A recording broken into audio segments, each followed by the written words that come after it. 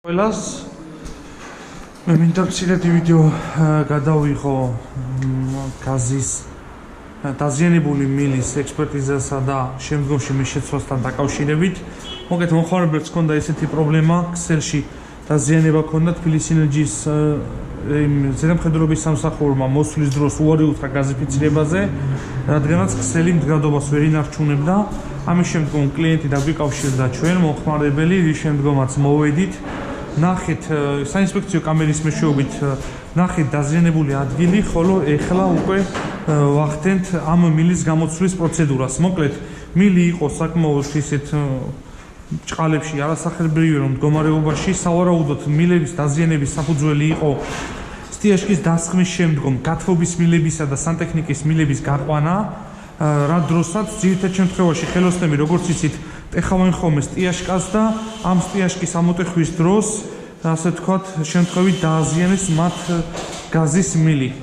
მოვედით, ეხლა ჩვენი სპეციალისტები აქ ახორციელებენ საინსპექციო ყუთის მონტაჟის სამუშაოებს, როგორც ვიცით, ტექნიკური უსაფრთხოების ნორმების პირდაპირი და ყველაზე მნიშვნელოვანი მოთხოვნა რაც არის, რაც ფარული სამუშაოების აქტშიც იწერება, ის რომ მილი უნდა იყოს აუცილებლად ერთმთლიანი სტიაჟკის ქვეშ, ყოველგვარი გადაბმების გარეშე. ამიტომაც ჩვენ მოვახდინეთ აღნიშნული მილის გოფრეში გაძვრენის სამუშაოები. ეს ეხლა რას გულისხმობს? მოკლედ, ამისი გაკეთების ორი შანსი იყო, ან გარექსელიდან უნდა წამოსულიყავით, გარედან გაგვეკეთებინა ეს მილი და ჩაგვესვა კაბელ კანალში.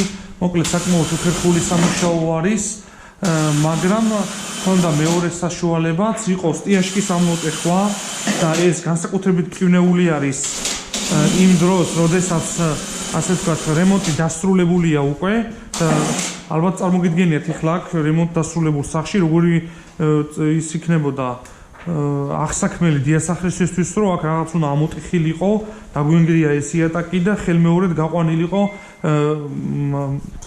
იმის ქვაბისკენ მიმავალი ტრუბა. ჩვენ ახლა მოვახდინეთ ამ მილის გაძვრენის სამუშაოები, როგორც ხედავთ, აქეთ არაფერი ისეთი ამოტეხვას და დაზიანებას ადგილი არ ჰქონია და აი ნახეთ როგორ უნდა დარჩეს საბოლოოდ აი ეს მილი.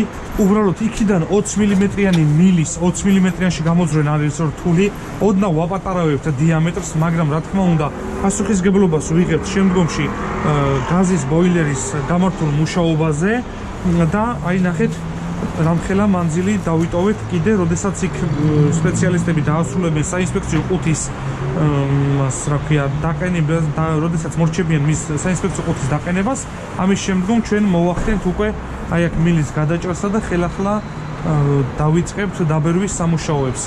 მოკლედ, რატომ ვაკეთებთ ამ ვიდეოს? ძალიან ბევრი მომხმარებელია ისეთი თბილისში, ბუნებრივი აირის, რომელსაც მილის დაზიანების დროს ასე ამტრევენ თავიდან იატაკს, ან აი არ ვიცი, ისეთი სავალალო შედეგებით ასწორებენ ხოლმე დაშვებულ შეცდომას. ჩვენი კომპანია მზად არის ესეთ დროს გაგიწიოთ მომსახურება და სრული პასუხისგებლობა მოახდინოს სახლის საბოლოო ექსპლუატაციამდე. ამის შემდგომ, როდესაც მოურჩებით ჩვენ ამ მილებისა და ქსელის ტესტირებას, მოხდება აღნიშნული სახლის ხელახალი პროექტირება, მოვახდენთ ხელახალ ექსპერტიზას და საბუთებს გადავაგზავნით თბილისი ენერგიში. რის შემდგომაც თბილისი ენერგიიდან ხელახლა მოვა თბილისი ენერგიის ზედამხედველობის სამსახურის წარმომადგენელი და ექსპლუატაციაში გაშვება არ გაშვებას საკითხს დააყენებს თვითონ. თუ ყველაფერი წესრიგში იქნება, რა თქმა უნდა, ჩაერთვება გაზი და მომხმარებელი დაიწყებს მის მოხმარებას.